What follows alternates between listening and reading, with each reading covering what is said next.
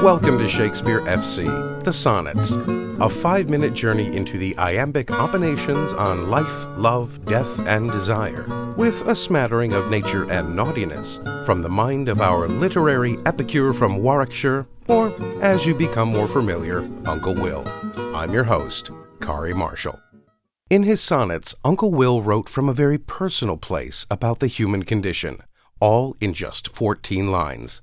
But in that meager space, we can find an absolute wealth of human experience that you just might identify with. So, let's you and I go on a little journey.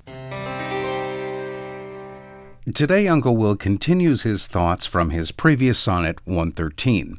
No prizes then for guessing that we arrive today at his 114th, where our slightly stressed-out Stratfordian is debating whether the lovely thoughts and images of the fair youth are true, or whether they are part of Uncle Will's delusional mind. As William seemed less able to marshal his thoughts into distinct quadrilineal chunks, I've just made that word up, we'll deal with the first 8 lines, where he says, "Is it my mind that has been crowned by you, that is now, very so much like monarchs, the victim of flattery? Is it possible that they are seeing accurately, or that your love has given my eyes the magical power to transform monsters and other unappetizing creatures into beautiful cherubs that resemble your lovely visage, making every ugly thing instantly beautiful once my gaze falls upon them?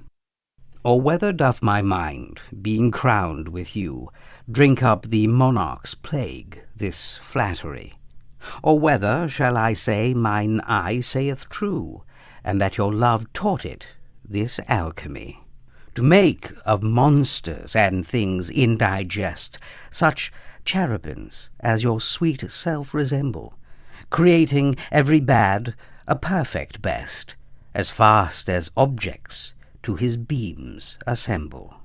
In the third quatrain, Uncle Will seems to make up his mind, saying, yes, it is definitely the first of these situations. He admits that it is indeed the flattery in his eyesight, where then his mind, very much like a king, drinks up all the adulation that is served up to him. He says that his eyes knows exactly what he likes and wants to see, or drink in, and therefore that is what it serves up for him to consume.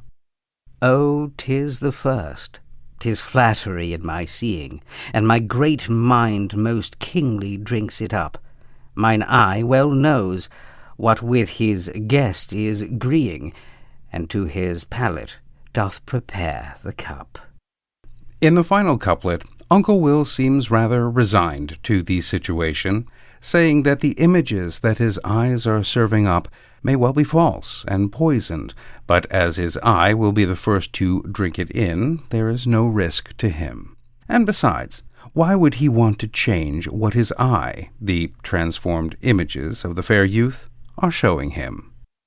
"If it be poisoned, 'tis the lesser sin, that mine eye loves it, and doth first begin." So we see here that Uncle Will, rather than delving deep into the truth of love and the questions of desire and longing, seems quite content to live in a fantasy world, admitting that his feelings of the fair youth have the power to change an ugly world into a beautiful one. It would appear that if Uncle Will were around today and was offered the choice by Morpheus, he most certainly would have donned his rose-colored specs and taken the blue pill. Well, alas and alack, my friends, that is all we have time for. Join us again next time for another hopefully informative journey into the mind of Uncle William. I'm Kari Marshall. Farewell until next time.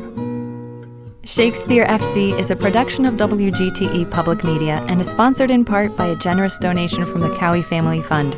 All previous episodes are available at wgte.org/sfc or wherever you get your podcasts.